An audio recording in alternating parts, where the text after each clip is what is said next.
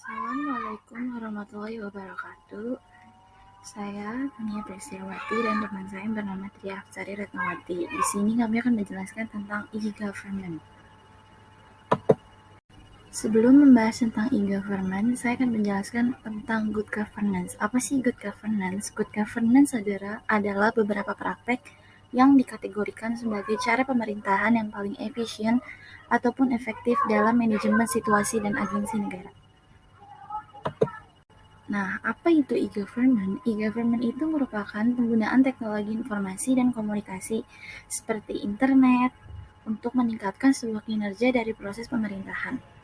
Selain itu, e-government merupakan upaya pengembangan aplikasi niaga dari sektor swasta ke publik pemerintahan yang lebih luas lagi. Dan yang terakhir itu ada e-government itu sebagai cara pemerintah untuk meningkatkan performa dari cabang pemerintahan yang ada.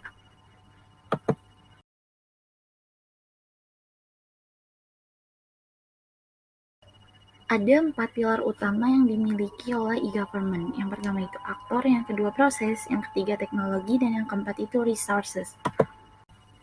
Sebenarnya apa sih perbedaan antara e-government dan e-governance? Sebenarnya walaupun mereka berbeda, tetapi mereka berdua itu memiliki sebuah keterkaitan yang sangat erat. Di mana bisa kita lihat dari bentuk-bentuk yang ada. Bentuk dari e-government itu seperti transformasi pemerintahan, modernisasi proses, mekanisme pemberi layanan, dan masyarakat menerima. Sedangkan bentuk dari e-governance itu yang pertama, proses pengambilan sebuah keputusan. Yang kedua, penggunaan teknik informasi untuk menarik partisipasi dari masyarakat. Dan yang ketiga itu, di mana masyarakat menjadi seorang partisipan. E-government ini memiliki beberapa keuntungan dan kerugian bagi rakyat. Di sini kita akan membahas tentang keuntungan dari e-government bagi rakyat. Yang pertama, pelayanan yang diberikan kepada masyarakat itu akan semakin membaik ke depannya. Yang kedua, meningkatnya hubungan antara masyarakat umum, pemerintah, dan pelaku bisnis. Yang ketiga, pemberdayaan masyarakat itu semakin meningkat karena suatu informasi yang diperoleh. Yang keempat itu, pelaksanaan pemerintahan yang lebih efisien. Yang kelima, semuanya terbuka untuk masyarakat dan pemerintahan, di mana semuanya itu secara transparan. Nah, tadi sudah membahas tentang keuntungan. Nah, sekarang kita akan membahas tentang kerugian e-government bagi rakyat. Keuntungannya itu, semakin bebasnya masyarakat mengakses situs pemerintah akan membuka peluang terjadinya cybercrime yang dapat merusak sistem teknik informasi komunikasi pada e-government. Yang kedua, semakin berkurangnya interaksi dan komunikasi antara pemerintahan dengan masyarakat. Yang ketiga, kurangnya kesetaraan dalam akses publik untuk keandalan seperti internet, terus informasi di web, dan juga agenda tersembunyi dari sebuah kelompok pemerintahan yang dapat mempengaruhi opini publik.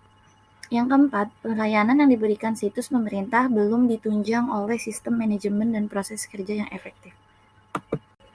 Yang terakhir ini ada 3 hal yang menjadi persoalan paling mendasar dalam penyelenggaraan sebuah e-government. Yang pertama, inisiatif dan pemaknaan implementasi e-government itu oleh pemerintah daerah otonom masih bersifat sendiri-sendiri.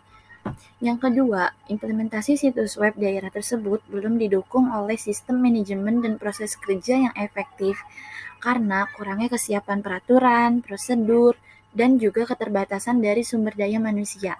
Yang ketiga, yang terakhir ini, ada banyak pemerintahan daerah yang mengidentikan bahwa implementasi e-government ini hanya sekedar membuat situs web Pemda saja, sehingga penyelenggaraan e-government hanya berhenti di tahap 3 ataupun tahap keempat yang harus dilalui.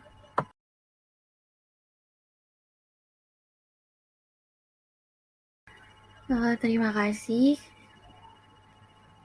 Jika ada salah-salah kata atau kurang dari video ini, mohon dimaafkan.